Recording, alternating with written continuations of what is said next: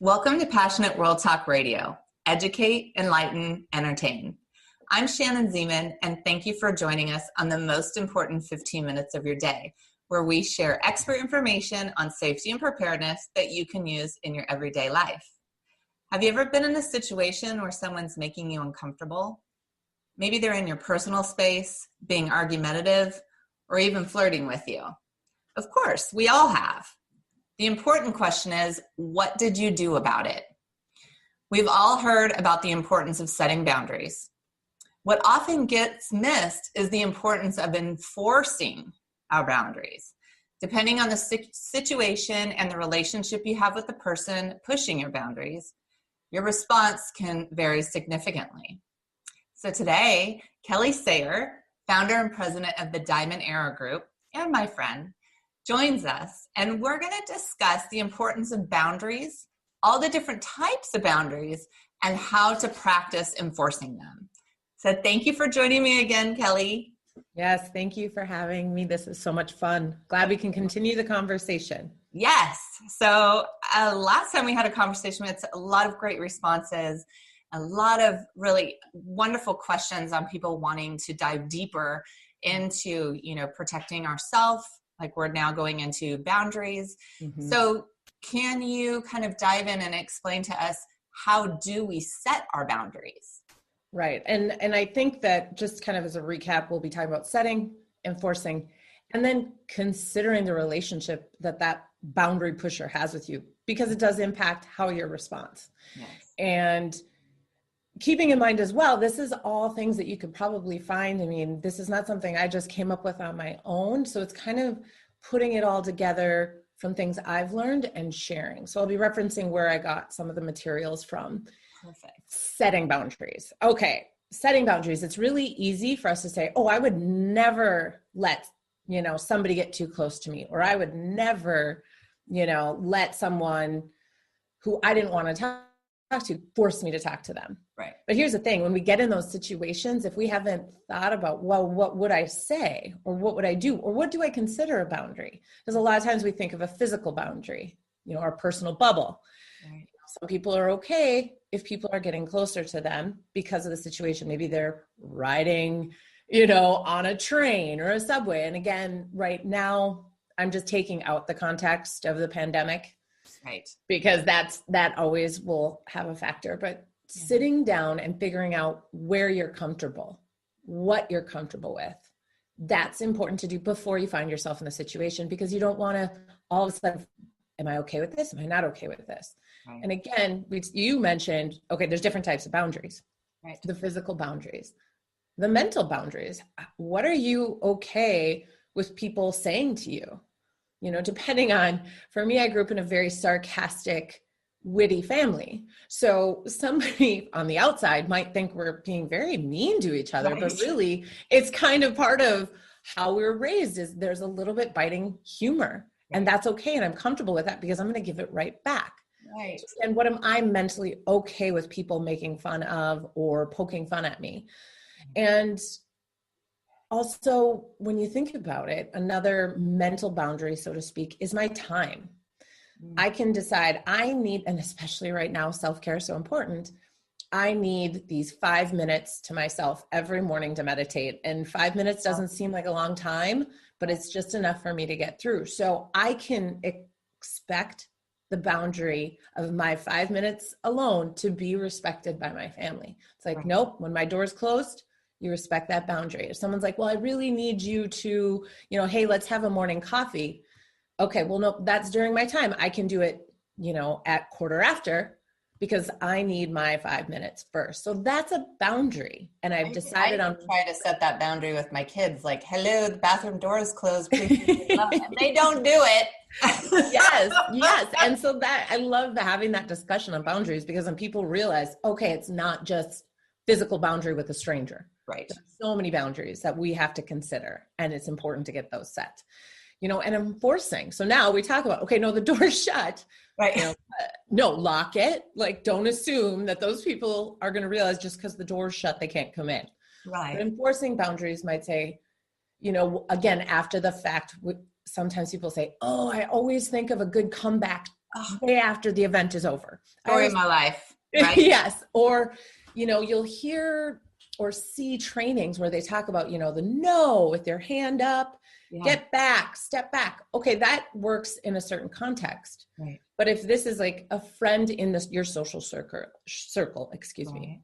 So let's say it's your neighborhood, you've all known each other, and it's not someone you're close to, but again, it's that kind of fringe friend that's there.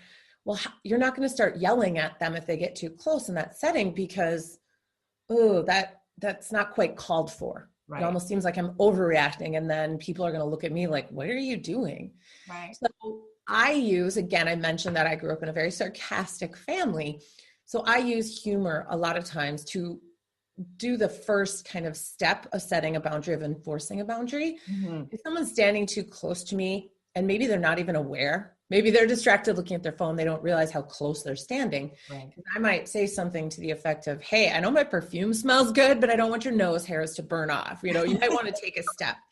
Because again, it sets that tone of like, hey, I'm just giving you a heads up. You're standing a little too close. Right. But it's not accusatory. It's not getting angry and all of a sudden, whoa, why are you reacting that way? Right. It gives them an opportunity to show, oh my gosh, I'm so sorry. I didn't realize, I wasn't paying attention, and brush it off. No big deal.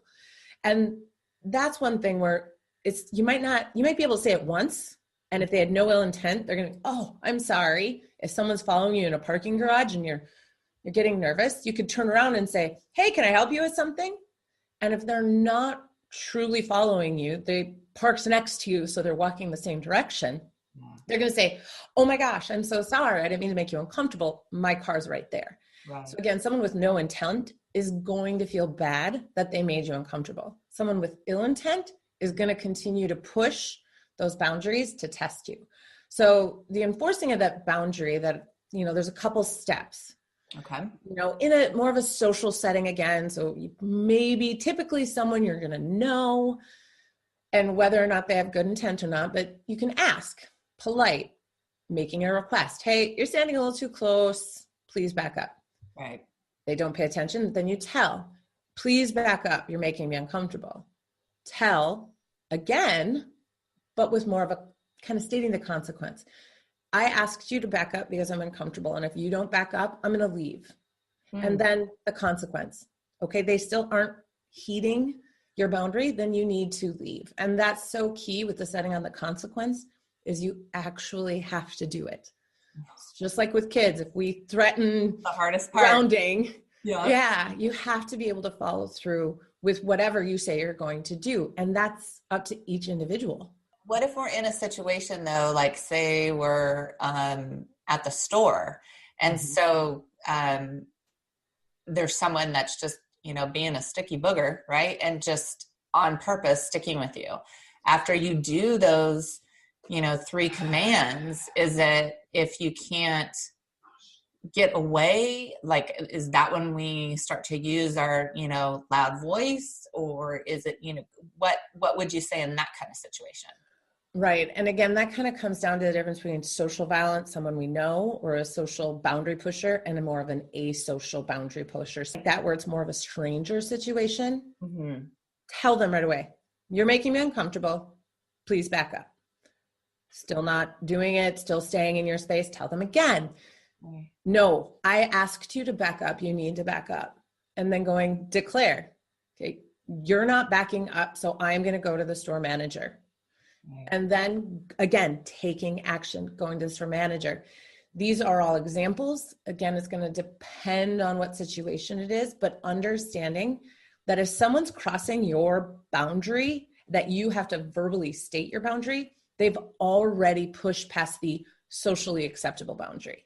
So whether they know it or they don't know it, if you have to declare a boundary because really we all have a very nonverbal, if somebody's getting too close to us, we all kind of look at them like, what are they doing? Do they realize? Right. So our nonverbals are already communicating like, something's up, you're making me uncomfortable, I'm more aware of you. Right. And again, a lot of this comes from my 500 Rising training that I took, is having to consider that role. We talked about the different. Are they a stranger? Is it a loved one? because you're going to treat a stranger at the store very different than creepy Uncle Joe. Right. Right. And so if it's a family member that constantly makes you uncomfortable, you don't always have the choice to, I'm never seeing you again, because guess what? When it comes time to the holidays, which we're all around now, you might not have control over the guest list. Right. But you need to then be able to verbally state your boundaries. You need to have very direct communication with that creepy relative and tell them what makes you uncomfortable. And to your point, how loud you say it is to garner attention, because somebody who is more of that asocial, they're looking at you for potentially a sexual assault situation. Mm-hmm. They don't want attention. They do not want people to know that they're doing something that makes you uncomfortable. Right. Causing that conflict is, a lot of times we're afraid to cause that conflict. And like what we talked about last month was paying attention to what you're feeling, right? Like that, okay, I'm uncomfortable. What do I do here? Instead of being afraid to offend someone or to kind of, get their attention or do anything, we need to stand up for ourselves.